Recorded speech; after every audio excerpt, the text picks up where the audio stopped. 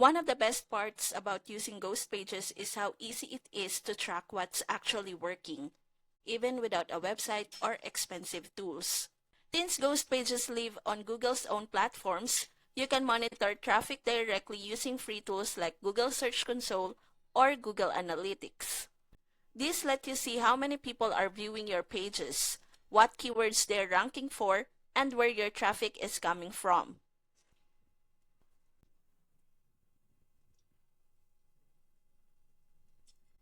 You can also use link trackers or simple redirect links to measure clicks, conversions, and sales from your affiliate offers. This helps you know which ghost pages are driving the most results, so you can duplicate what's working.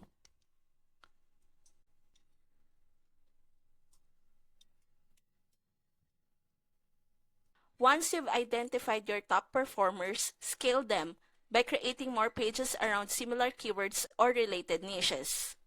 That's how you turn a few simple pages into a consistent traffic and income system.